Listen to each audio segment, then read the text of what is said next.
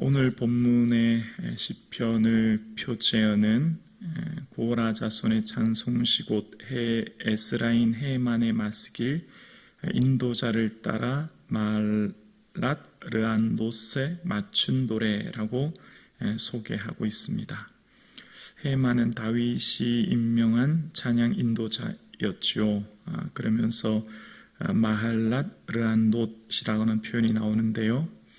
마할라트라고 하는 것은 병들다, 괴롭게 하다라는 의미가 있고요. 레아노트라고 하는 것은 누르다, 괴롭다라는 의미입니다. 그러니까 마할라트, 레아노트는 병듦과 괴로움이라고 하는 의미가 있습니다. 그래서 마할랏, 레아노트라고 하는 숫자 4번의 간주 아래쪽에 보면 병의 노래라고 하는 표제가 붙어 있지요. 그러니까 지금 오늘 시편은 극심한 질병으로 인해 죽음의 직전의 고통, 그 위협적인 고통 가운데 탄식하는 시라고 하는 것을 알 수 있습니다. 이 인간이 당하는 가장 극심한 고통은 질병으로 오는 고통일 겁니다. 어느 누구도 대신해 줄 수 없기 때문에 이 질병으로 오는 고통은 마치 이 땅에 하나님이 없는 것처럼 느껴지는 그 공허, 그리고 침울, 그리고 우울을 느끼게 되죠. 이 질병 앞에 모든 사람들은 절망합니다. 그 질병이 치유되지 않을 때 도대체 하나님이 어디 계신가 라고 하는 하나님에 대한 부재를 느끼기 때문입니다. 그래서 오늘 시편을 읽으면 참 마음이 힘들고 무겁습니다. 그리고 다른 시편들과 달리 오늘 시편은 마지막 부분에 하나님을 찬양하거나 신뢰하는 고백의 내용이 없습니다. 이 시편의 대부분의 마지막 부분에는 그 중간 하나님의 임재를 경험하고 그 하나님을 찬양하고 높이는 것으로 대부분의 시편이 끝나는 반면 오늘 시편은 전혀 그런 내용이 등장하지 않아요. 그러니까 오늘 시편을 고백했던 시인은 그 절망적인 상황이 끝없이 계속되고 있었다고 하는 것을 알 수 있고, 이런 상황 가운데 오늘 시인이 하나님 앞에 고백하는 내용입니다. 오늘 시인은 먼저 1절에 이렇게 얘기합니다. 여호와 내 구원의 하나님이여, 내가 주야로 주 앞에서 부르짖어 싸우니. 밤낮 주님 앞에 부르짖을 수밖에 없었던 이유는 바로 그의 삶 가운데 당한 절망적인 고난인데요. 3절과 4절에 보면 3절에 무릇 나의 영혼에는 재난이 가득하며 나의 생명에는 수월이 가까웠사오니, 수월이라고 하는 것은 죽음의 세계거든요. 영혼의 재난이 가득하고 생명은 죽음에 가까웠다는 겁니다. 4절에 나는 무덤에 내려가는 자같이 인정되고 힘없는 용사 같으며, 5절에 죽은 자 중에 던져진 바 되었으며 죽임을 당하여 무덤에 누운 자 같으니이다. 주께서 그들을 다시 기억하지 아니하시니 그들은 주의 손에서 끊어진 자니이다 라고 고백합니다. 영혼에는 재난이 가득하고 생명은 죽음에 던져진 것 같고, 나는 무덤에 내려가는 자처럼, 죽어가는 자처럼 내 삶이 그렇게 점점 생명이 시들고 있고, 힘없는 용사같이 전쟁에서 쓰러진 용사처럼 나는 아무런 힘도 없는 자가 되었고, 그래서 그는 5절에 죽은 자처럼 던져진 자, 죽음에 인해 무덤에 누운 자 같은, 마치 죽은 자와 같은 것처럼 인정되고 취급되는 자로 내가 아무것도 할 수 없는 가장 극심한 절망 가운데 있음을 고백합니다.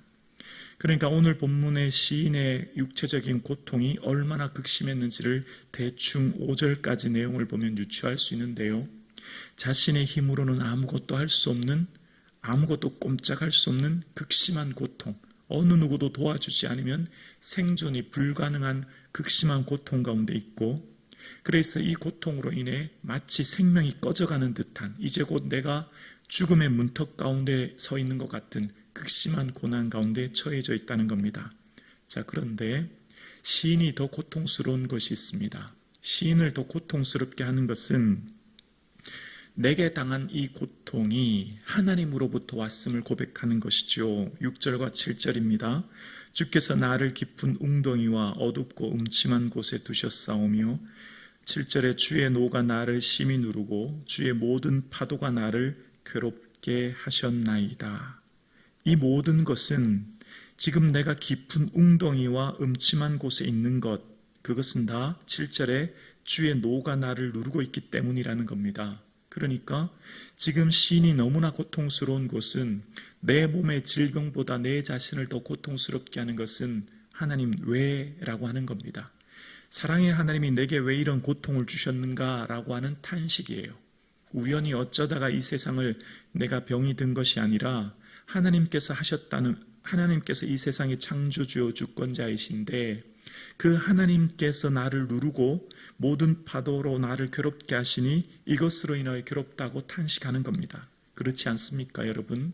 우리가 당한 모든 어려움, 우리가 당한 재난, 우리가 당한 고난 앞에 우리가 힘들고 어려운 건 뭐죠? 하나님 도대체 왜? 라고 하는 질문 아닙니까? 하나님께서 창조주요, 하나님께서 주권자라면 그 사랑의 하나님이 왜 내게, 왜 우리 가정에, 왜 우리의 삶에 이런 어려움 주시냐라고 하는 의문 말입니다. 이것이 우리를 더 고통스럽게 하는 거죠. 그러면서 이 시인이 당한 고통은 육체적인 고통뿐만 아니라 한 걸음 더 나아가 주변의 사람들이 떠나가는 겁니다. 주변의 사람들에 인해서 관계의 단절을 겪는 것이죠. 8절과 9절입니다. 주께서 내가 아는 자를 내게서 멀리 떠나게 하시고 나를 그들에게 가증한 것이 되게 하셨사오니 나는 갇혀서 나갈 수 없게 되었나이다. 9절에 곤란으로 말미암아 내 눈이 새하였나이다. 여호와여 내가 매일 주를 부르며 주를 향하여 나의 두 손을 들었나이다. 나를 아는 자가 나를 멀리 떠나간다는 겁니다. 그들이 나를 가증한 것이라고 혐오하게 되었다는 거예요. 8절과 마지막 18절에도 마찬가지. 18절에도 사랑하는 자 친구들이 나의 사랑하는 자와 친구들이 멀리 떠났다라는 표현을 통해서 관계의 단절을 겪었습니다. 여러분, 몸의 질병도 고통스러운데 이제 내 사랑하는 사람들, 내 사랑하는 친구들이 떠나기 시작하는 거예요. 내 주변에 내 마음을 의지할 곳도 더 이상 없게 되었습니다. 몸의 고통과 함께 내 주변에 있는 사람들이 떠나가는 고통 가운데 그래서 곤란하여 내 눈이 쇠하였고 그래서 오늘 시인은 9절 후반절에 매일 주를 부르고 주를 향하여 두 손을 들었다는 겁니다. 하나님을 찾지 않고는 견딜 수 없게 되었고 하나님을 향해 두 손을 들지 않고는 내가 한시도 숨을 쉴 수 없는 상황, 그 극심한 상황 가운데 되었던 겁니다. 그래서 이 시인은 어떻게 할까요? 하나님께 질문합니다. 하나님 앞에 내 삶에 나타난 이런 이 문제를 인하여서 하나님 앞에 질문하지요. 그것이 바로 10절과 12절에 나옵니다. 주께서 죽은 자에게 기이한 일을 보이시겠나이까? 유령들이 일어나 주를 찬송하리까? 주의 인자하심을 무덤에서 주의 성실하심을 멸망 중에서 선포할 수 있으리까? 흑암 중에서 주의 기적과 이즘의 땅에서 주의 공의를 알 수 있으리까? 하나님 앞에 질문하는 거예요. 하나님, 죽은 자에게 더 이상 기이한 일을 보일 수 있겠습니까? 흑암 중에서 기적과 이즘의 땅에서 공의를 할 수 있겠습니까? 나를 왜 이렇게 그냥 버려두십니까? 하나님 도대체 어디 계십니까? 라고 탄식하면서 한 걸음 더 나아가 하나님 앞에 내 마음을 쏟아놓으며 어찌하여 하나님 숨어 계십니까? 라고 고백합니다. 13, 14절이지요. 여호와여 오직 내가 주께 부르짖었사오니 아침에 나의 기도가 주 앞에 이르리이다. 14절에 여호와여 어찌하여 나의 영혼을 버리시며 어찌하여 주의 얼굴을 내게서 숨기시나이까? 어찌하여 나의 영혼을 버리시며 어찌하여 주의 얼굴은 주의 은혜, 주의 은총, 주의 자비, 주의 사랑을 말하는 것 아니겠습니까? 더 이상 하나님의 은혜와 사랑과 자비가 보이지 않아요. 그래서 하나님이 그의 얼굴을 숨기시는 고통 가운데 있음을 이야기하고 있습니다. 하나님, 도대체 어찌하여 내가 이런 상황 가운데 있어야 합니까? 라고 하나님 앞에 울부짖고 있는 겁니다. 그리고 이 시인의 고백을 통해서 이 시인이 당한 고통이 단순히 잠깐의 고통이 아니었다는 걸 알게 돼요. 오늘 본문을 묵상하면 이 시인의 고통이 아주 어렸을 때부터, 그러니까 굉장히 긴 시간 동안 고통이 있었다는 걸 알게 되는데요. 15절에 보면 내가 어릴 적부터 고난을 당하여 죽게 되었사오니 주께서 두렵게 하실 때에 당황하였나이다. 어릴 적부터라는 표현을 통해서 잠깐, 이전에는 건강했는데 잠깐 고난을 당했다기보다는 이미 어릴 때부터 오는 고통 속에, 고난 속에 그는 굉장히 힘든 상황 가운데 있었다는 걸 알게 됩니다. 그리고 이런 어려움 가운데 18절을 보면 주께서는 내게서 사랑하는 자와 친구를 멀리 떠나게 하시며 내가 아는 자를 흑암에 두셨나이다. 이렇게 하면서 시편이 끝나요. 이걸 어떻게 해석하고 이걸 어떻게 적용해야 될까요? 이 시편의 본문을 통해 본문은 우리에게 뭘 말하려고 할까요? 참 난제입니다. 참 어렵습니다. 다른 시편과 달리 오늘 시편은 더 이상 하나님에 대한 감사, 찬양, 신뢰의 모습이 등장하지 않아요. 왜냐하면 이해가 돼요. 지금 현재 육신의 고통이 극심하고 내 사랑하는 사람이 다 떠났기 때문이에요. 하나님의 사랑이 더 이상 느껴지지 않기 때문입니다. 그래서 오늘 본문을 통해서 하나님 우리에게 뭘 말씀하려고 하실까요? 먼저 오늘 본문은 이 시인은 극심한 고난 가운데 있을지라도 하나님 앞을 결코 떠나지 않습니다. 하나님을 부르짖고 하나님을 찾고 하나님 앞에 절규하지요. 오늘 이 시인은 고난의 한가운데 있어서 그가 하나님을 놓치지 않고 끊임없이 하나님 앞에 질문하고 하나님 앞에 탄식하고 하나님 앞에 내 마음을 쏟아놓습니다. 하나님 앞에 내 삶의 모든 것을 아뢰며 하나님을 놓치지 않는 시인의 모습이 오늘 본문에 등장하게 되지요. 하나님 앞에 머물러 있는 사람, 고난의 극심한 한가운데 있을지라도 결코 하나님을 떠나지 않은 시인의 모습을 통해 오늘 우리 역시 어쩌면 응답 없는 하나님, 하나님의 능력의 부재 속에 살아가는 우리에게 그럼에도 불구하고 우리가 오늘 본문의 시인처럼 하나님 앞을 떠나지 않는 은혜가 있기를 주님의 이름으로 축원합니다. 오늘 본문을 통해 뭘 깨닫게 하실까요? 오늘 본문을 통해 14절에 어찌하여 나의 영혼을 버리십니까? 라고 고백하는 시인의 모습, 어찌하여 주의 얼굴을 내게 숨기시나이까? 라고 하는 본문을 통해서 오늘 본문은 시편 88편은 초대교회 교회사에서 성금요일 읽었던 시라고 이야기합니다. 성금요일이 되면 수도사들과 초대교회 교인들은 오늘 시편을 읽었다고 합니다. 왜 이 시편을 읽었을까요?